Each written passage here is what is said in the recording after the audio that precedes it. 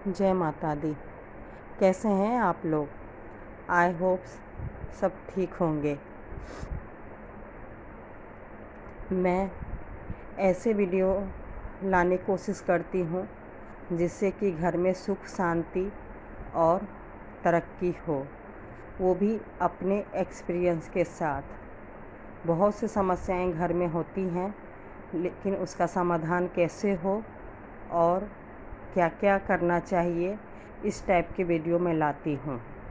इसलिए अगर आप लोग को अच्छा लगे तो मेरे चैनल को सब्सक्राइब कर लीजिए, लाइक कर लीजिए, और जिसमें फ़ायदा होगा वो चीज़ मैं हमेशा लाती रहूँगी।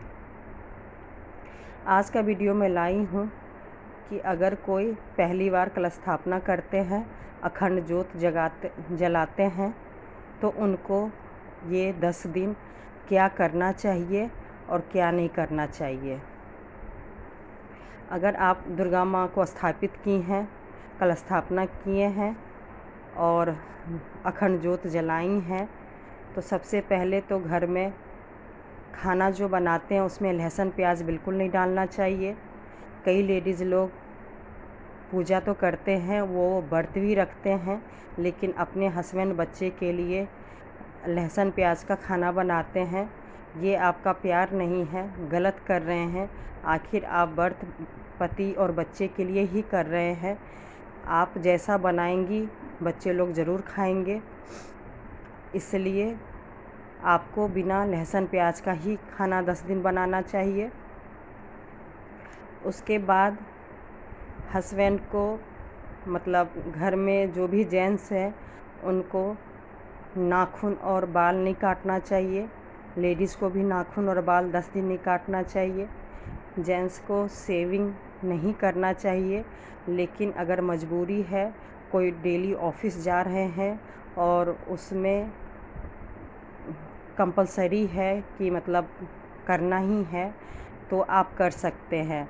मन में वहम नहीं डालना चाहिए। ऐसे लोग को शेविंग करना चाहिए। जिनका अपना काम है, जो आराम से रह सकते हैं, उनको 10 दिन रहना चाहिए। ऐसे ही लेडीज़ को भी 6-7 दिन श्रृंगार कम करनी चाहिए।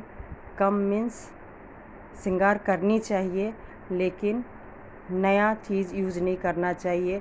जब तक हम माता रानी को श्रृंगार चढ़ा नहीं देते हैं, तब तक नया यूज़ नहीं करना चाहिए। जैसे कि सिंदूर, बिंदी, लिपस्टिक, कोई भी चीज़ हो, उसको पुराने को तो आप यूज कर सकते हैं, नया यूज नहीं करना चाहिए। और पुराने को हम करना चाहिए, क्योंकि कई लोग वहम डाल देते हैं कि श्रृंगार करना ही नहीं चाहिए। अब जो लेडीज़ ऑफिस जाती हैं, वो बिना श्रृंगार के कैसे जाएंगी? जो हाउसवाइफ है वो तो रह सकती हैं।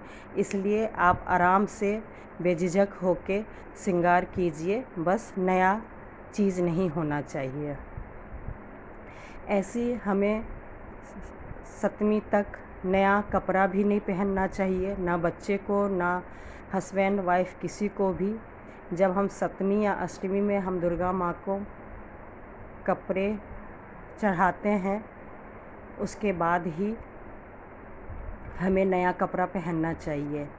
8वीं के दिन हमें या 7वीं के दिन हमें माता रानी को, जैसे बेटी आती हैं उनको हम साड़ी, कपड़े और श्रृंगार देते हैं, ऐसे ही दुर्गा माँ को भी हमें, जो सक्षम हो, हमें दुर्गा माँ को साड़ी, कपड़े और श्रृंगार चढ़ाना चाहिए। जिन लेडीज़ को भी औलाद नहीं है, अगर वो औलाद चाहती हैं तो उनको माता रानी का गोद भरना चाहिए। 7वीं 8वीं के दिन में गोद ऐसे भरा जाता है, एक टॉवल, एक हैंकी ले लीजिए, उसमें कच्चा चावल, हल्दी, साबुत, पान, बतासा, सुपारी, कुछ पैसे, घास, ये सब चीज़ रख के और बांध के, और साड़ी और श्रृंगार के साथ ये पोटली जो हम बांधे हैं वो दुर्गा माता को घर में भी चढ़ाना चाहिए। और हो सके तो जहाँ पे दुर्गा जी का मूर्ति स्थापित हुआ है, वहाँ भी इस तरीके से गोद भरनी चाहिए दुर्गा माता का। तो यकीन मानिएगा, अगर आप ऐसा करेंगी तो कुछ ही साल में माता रानी आप लोग को भी गोद भरेंगी। आगे बता रही हूँ और क्या नहीं करना चाहिए।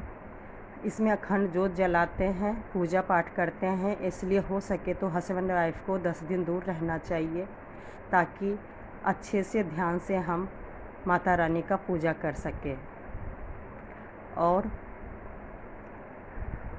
अपनी माँ को, अपनी बीवी और जवान बेटी, किसी पे भी ज़्यादा ज़ोर से चिल्लाना नहीं चाहिए, बहस नहीं करना चाहिए और गाली गलौज तो बिल्कुल भी नहीं करना चाहिए, क्योंकि ये माँ दुर्गा का 10 दिन पूजा हो रहा है। और अगर हम घर की औरतें को ही इज्जत ना करें तो माता रानी हम पे क्या कृपा करेंगे। घर में तो कलह होगा ही होगा। हाँ, मैं मानती हूँ कुछ लोग जानबूझ के घर में टेंशन लाते हैं, कलह लाते हैं। खासकर आजकल मैं देखती हूँ बच्चे से ज़्यादा बड़े भी बहस में कम नहीं होती हैं। उनको भी वो लेडीज़ भी एक बार नहीं सोचती हैं कि हम ऐसा क्या करें जिससे कि घर में कलह टेंशन ना हो। वो कोई बात जो जिद पे अड़ जाती हैं तो बस बहस करती रहती हैं। लेकिन अब हमारा फ़र्ज़ बनता है, घर में सुख शांति चाहिए, तो हमें माँ का जो भी वो माँ बोल रही हैं हमें बहस में नहीं आना है। बुरा बहुत लगेगा, लेकिन जब हमें पता है कि ये जानबूझ के घर में अशांति फैलाना चाहती हैं, पूजा पाठ को भंग करना चाहती हैं, तो हमें जानबूझ के समझदारी दिखाना चाहिए और माँ से बहस नहीं करनी चाहिए। पूजा के दिनों में क्या, हमें बड़ों से वैसे भी बहस नहीं करनी चाहिए। ख़राब ज़रूर लगता है कि बड़े होके हमसे क्यों बहस करते हैं, लेकिन आप यकीन मानिएगा जितना चुप रहेंगी उतना ही आपका फ़ायदा होगा, उतना ही आपका भला होगा, क्योंकि ऊपर वाला देख रहा है कि किसकी क्या गलती है। यकीन मानिएगा, मेरा ये खुद का एक्सपीरियंस है। मैं जितना ही चुप रही हूँ, जितना ही कम बहस की हूँ, ख़राब तो ज़रूर लगता है, बुरा बहुत लगता है, क्योंकि मैं भी कलयुग में ही पैदा हुई हूँ। लेकिन मैंने ये देखा है कि माता रानी या और भी भगवान मेरा साथ बहुत दिए हैं। और चुप रह के बस वक्त का इंतज़ार कीजिए।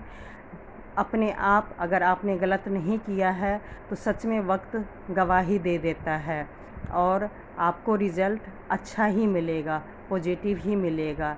इसलिए पेशेंस रखिए और माँ से कभी भी बहस मत कीजिए। मैं मानती हूँ कि ऐसा नहीं होता है कि छोटे की ही गलती होती है, हमेशा बड़े की भी होती है, लेकिन हमें बस बर्दाश्त करना है।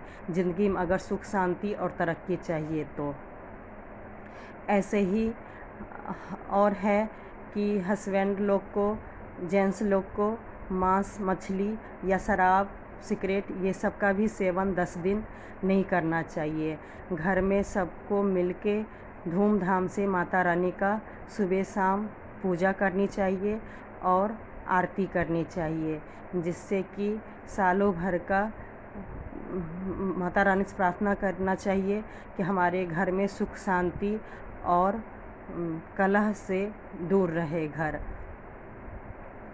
ऐसे ही और बता रही हूँ कि हमें क्या करना चाहिए। कलश स्थापना की है तो दुर्गा माँ का सप्तशती का पाठ करना चाहिए और हो सके तो एक दिन में भी आप 13 पाठ कर सकती हैं। डेली के डेली 13 पाठ कर सकती हैं, हस्बैंड अलग वाइफ अलग। और नहीं तो अगर टाइम नहीं है, समय नहीं है, तो आप एक एक पाठ भी कर सकते हैं। जो तिथि है वो तिथि के साथ आप पाठ कीजिए। 13 है तो 4-5 आप अलग से भी कर सकते हैं, मतलब 13 का 13 आप 10 दिन में कंप्लीट कर लीजिए। हो सके तो हस्बैंड अपना करे, वाइफ अपना करे, बच्चे अपना करे। बच्चे को भी शुरू से ही संस्कार देना चाहिए, माता रानी के बारे में बताना चाहिए, ताकि बड़े होने पे वो भी रीति रिवाज के साथ अच्छे से पूजा पाठ कर सके। ऐसे ही ये चीज़ है कि पूजा पाठ करने के बाद नवमी के दिन में कन्या का पूजन करना चाहिए, उनको खिलाना चाहिए, प्रसाद बना के हवन, नवमी के दिन हवन करना चाहिए। और दसवीं के दिन में ये जो जौ हुआ होता है उसको काट के घर में अच्छे जगह पे रखना चाहिए, भंडार में रखना चाहिए, लॉकर में रखना चाहिए, सबके सर पे रख देनी चाहिए। ऐसे ही करके पूजा करते हैं और कुछ भी गलती नहीं करना चाहिए। अगर कुछ भी गलती हुआ है तो माता रानी से माफ़ी मांग लेनी चाहिए, माता रानी मुझे माफ़ कर